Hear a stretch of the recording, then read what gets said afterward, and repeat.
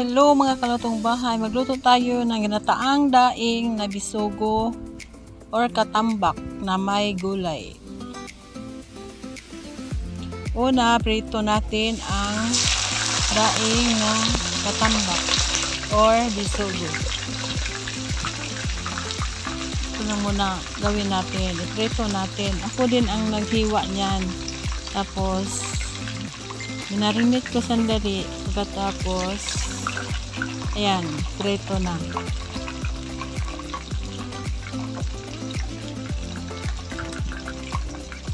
At baligtarin lang natin yan.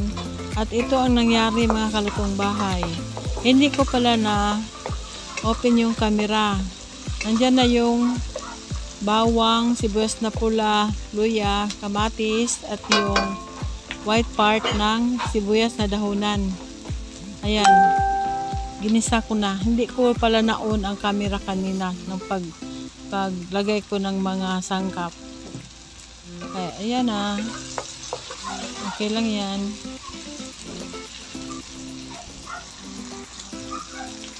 Ayan, gisa lang natin yan.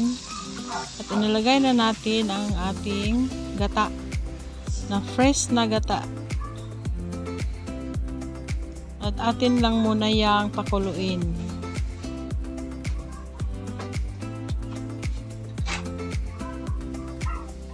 At takpan sandali. At habang naghintay tayo na kumulo, shout out muna sa aking mga ka-team. Sa aking mga members.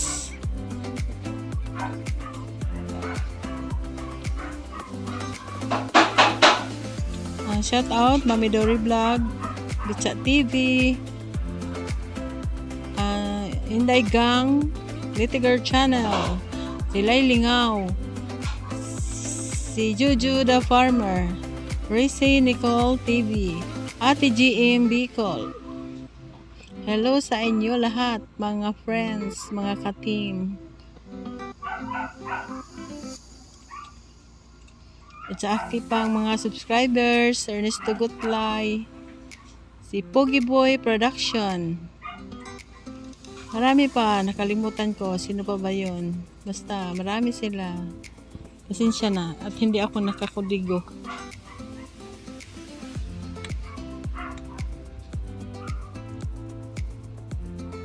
Si Tildor ng USA.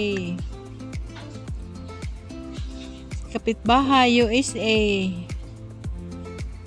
Hello sa inyo lahat. Sa lahat ng aking mga subscribers na hindi ako iniwan kahit gaano nakatagal. Ayan, kumulo na at tiningnan natin.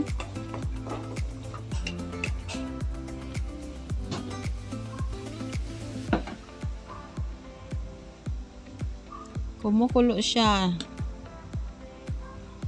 Lagay ako dito ng ground black pepper.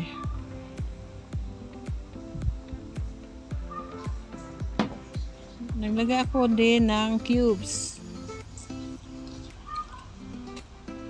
Ayan. Tinimplahan ko na rin ito ng asin. At ng seasoning. Ayan na ang ating daing na bisugo. Idandahan lang natin para hindi siya madurog. Dandahanin lang para di madurog at takpan. Simmer natin sandali para lumabas yung kanyang lami sa iyahang isda. Lami sa iyahang isda. Ang kanyang lasa. Ayan, lagyan na natin yung alugbati. At ng talbos ng kamuti. At malunggay. Meron din itong malunggay. Napakasarap nito mga kalutong bahay. Ayan, atin lang dahan-dahanin para hindi naman ano yung ating gulay para maabot yun ng sabaw.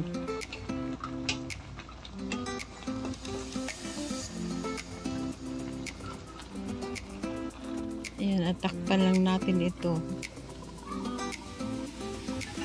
ng mga ilang minuto lang kasi madali lang naman ito maluto, itong ating mga dahon.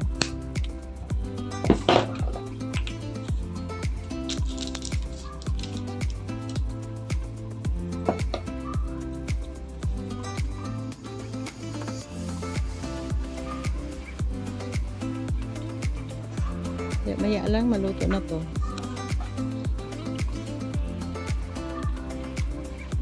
Sana magustuhan ninyo ito mga kalutong bahay, ang ating recipe ngayon. Ayan. Ayan o. Napaka creamy ng ating gata. Fresh na coconut.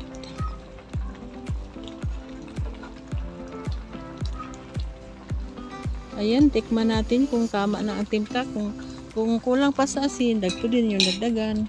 Kung tama na, ayan, tama na ang timpla.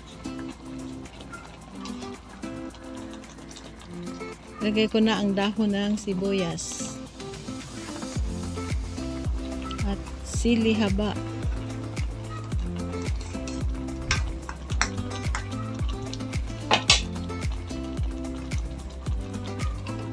Ayan, takpan ng ilang minuto. Ilang minuto na lang at ito ay maluto na.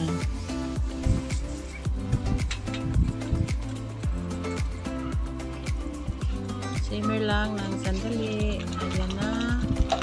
At tinignan na. Tingin kung tama na to.